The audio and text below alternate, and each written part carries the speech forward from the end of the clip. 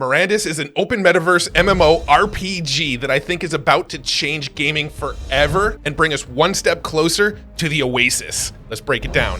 This open world adventure RPG from Gala Games can be best described as an open world survival metaverse with the visual style of maybe like the Book of Life with Channing Tatum. The game looks to have similar mechanics to other open world survival games like Valheim, Rust, and even Minecraft to a degree, with crafting, gathering resources, farming, and battling in-game monsters being central to the gameplay. However, there's one massive difference that completely sets this game apart. The economy in Mirandus will be fully created and run by the players. Instead of purchasing in-game items found from NPCs, you'll actually purchase them from other players within the world as NFTs. Players can own land, build shops and farms, and even create entire towns.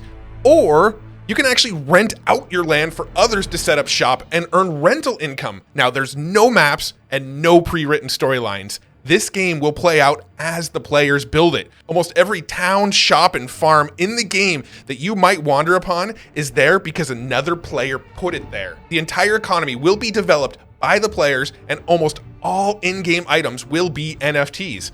If something is easy to craft and anyone can make it, it likely won't sell for very much in the markets. However, if something is much more difficult to obtain, the demand will drive the value up, and in turn, drive the value of your NFTs up. Players will also own their own character, called an exemplar, and similar to Valheim, players will be able to level up the various skills of the character. If you use a bow and arrow a lot, you'll likely level up your bow and arrow experience quickly. If you use magic a lot, you'll likely level up your magic experience quickly. Now, the experience that your character earns will actually stick with that NFT, making it possible to continually improve the value of your character NFT through grinding it out in the game. Now, let's talk about Materium. You'll also be able to explore the world and battle in-game monsters to earn Materium. Materium could be used for things like boosting abilities, casting spells, crafting, teleportation, and obviously, rising from the dead. No! I don't want him to start over at the graveyard! No! Ah!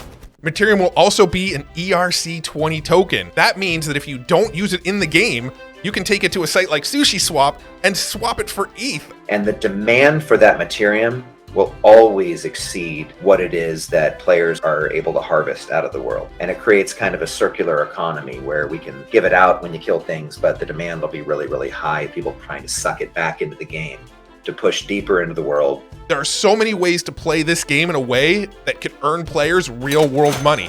You can set up a shop and sell crafted items. You can own land and rent it to others. You can mine and battle for Materium. You can level up your character and resell them. The opportunities in this game are endless. And the gameplay itself looks really, really fun. It reminds me of Valheim a bit. Did I mention that I really love Valheim? Now, the CEO of Gala Games co-founded Zynga Games, which you actually may recognize as the company behind games like Farmville, Toon Blast, and Words with Friends. And Michael McCarthy, the visionary lead behind Mirandus, has worked on popular game franchises like Fallout, Farmville, and The Sandbox. The talent behind this game is top-notch and really has the industry experience to turn this into something huge. This is a game we're keeping a close eye on here at the Hard Fork Gaming compound because the gameplay reminds us of games that we love. The open economy really feels like the future of metaverse gaming. The methods of earning are plentiful, and the veteran team behind this really seems like they have the right stuff to make it all a reality. Now, release dates have not been announced yet for this game, but there have been several successful playtests, and the game appears to be progressing really quickly. Now, in order to play this game once it's live, you do need to own an exemplar NFT. If you purchase your exemplar on the Gala Games marketplace, they actually sell for over $600, but this appears to essentially be minting a new one. If you want to snag one on the secondary market, you can actually head over to OpenSea and get one for roughly $100 right now. This NFT requirement might hold back the growth of the game a bit in the beginning because it might be a bit too steep of a barrier to entry for your everyday gamer. However, Gala Games does claim that they'd like to eventually make the game completely free to play, even without an NFT. I really hope that's the case because a game world run by investors who are willing to pay high prices for the NFTs as opposed to actual players in the game could be a hurdle that this game runs into. Either way, I'm super excited about this concept and I can't wait to see where Gala Games takes this. This game and the groundbreaking concept that it brings to the table could bring us one step closer to the Oasis. Thanks so much for watching, and make sure you're subscribed to this channel if you aren't already because we're hunting down that alpha and sharing it daily.